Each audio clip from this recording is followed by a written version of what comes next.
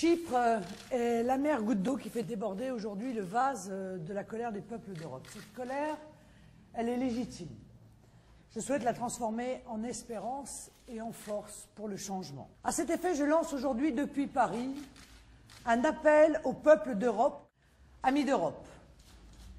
Il est des moments dans l'histoire où, plongés dans les ténèbres, les peuples voient poindre la lumière à l'horizon, une petite lumière, d'abord incertaine, vacillante, fragile, mais qui, au fur et à mesure, grandit, se vivifie, allume les cœurs et les esprits, nourrit de l'espérance que fondent en elle les peuples et les nations. Nous sommes à l'un de ces moments de l'histoire. Les ténèbres ont envahi notre continent, nos chers et vieux pays.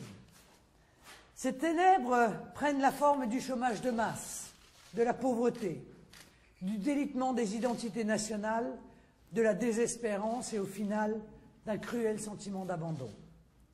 Des décennies de mensonges ont peu à peu transformé la belle idée européenne en un monstre froid, bouffi d'orgueil et de mépris pour les démocraties et les souverainetés. Un monstre tapi à Bruxelles, prêt à sacrifier les peuples, leur prospérité, leur culture, leur fierté et l'avenir de leurs enfants au nom de dogmes devenus année après année aussi sacrés que sont les dogmes religieux.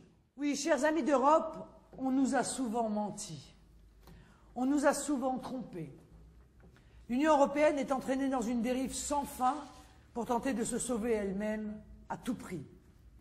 Dérive fédérale, financière et ultralibérale vers un projet sans frontières, sans nation et sans peuple.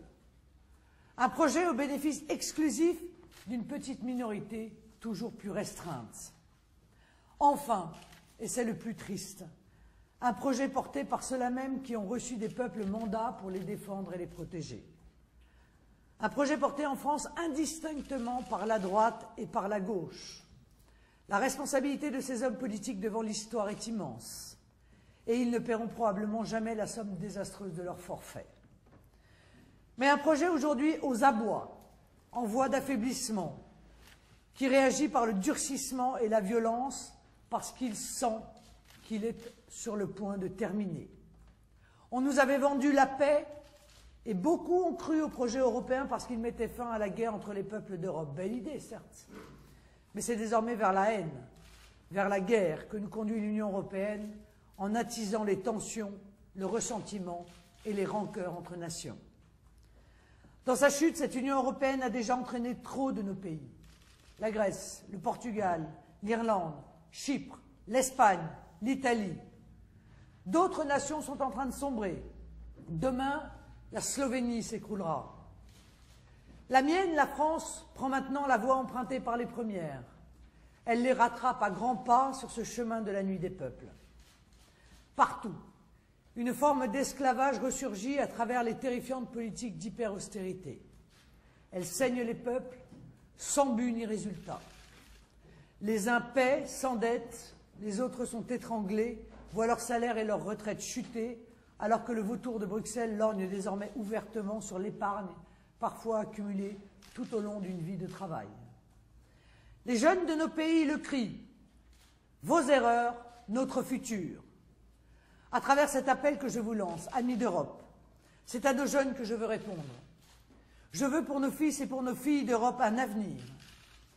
Nos nations sont riches, et de leur histoire et de leur culture. Nous n'avons pas le droit de baisser les bras. Chypre n'est pas une fatalité.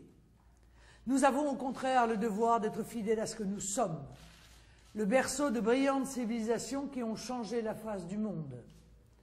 Les peuples d'Europe, plus que tous les autres, ont façonné le visage du monde, ont produit dans leur aventure millénaire des trésors qui peuvent servir toute l'humanité.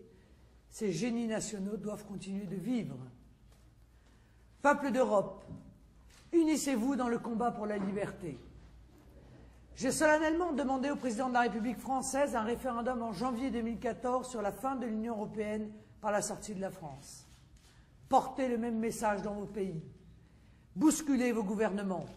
Bousculez l'oligarchie bruxelloise. Ne laissez pas les ennemis des peuples seuls maîtres du jeu. En tant que peuple, vous êtes les seuls souverains. N'oubliez jamais cela. Tout tient de vous Tout doit naître de votre volonté. La raison doit triompher des ténèbres de l'idéologie mortifère de l'Union européenne. Elle imposera la réalité de ce que sont les nations souveraines, libres et amies. Elle remettra les peuples au centre du jeu par le retour de la démocratie véritable. Elle permettra un monde plus juste, un monde meilleur, où le petit ne sera pas forcément écrasé par le gros, où l'immigration ne sera pas utilisée pour faire baisser les salaires, où la banque ne sera plus le monarque absolu de droit divin. Peuple d'Europe, demandez partout dans vos nations des référendums sur l'Union européenne. Détournez-vous de tous ceux qui ont une responsabilité dans cette construction européenne totalitaire. Unissez-vous pour rebâtir votre industrie, pour retrouver votre prospérité, pour imposer la création de richesses plutôt que le partage de la pénurie. Faites respecter votre identité de peuple, soyez-en fiers et n'acceptez pas de vous faire voler vos frontières, vos traditions et parfois même votre langue. Il est des moments de l'histoire où des hommes et des femmes doivent se lever pour montrer au peuple un autre chemin. Je le fais aujourd'hui par amour de mon peuple et de mon pays et parce que j'ai pour vous, amis d'Europe, une sincère et profonde amitié et la conviction d'une communauté de destin entre nous. Chacun trouvera dans son propre génie national les ressources de son redressement. Si je ne veux plus de cette Union européenne, c'est justement parce que je veux les nations. Je veux l'Italie, je veux l'Espagne, je veux l'Allemagne, je veux la Suède, je veux le Portugal, je veux la Pologne, je veux toutes les nations, je veux la France et je veux un avenir pour chaque peuple.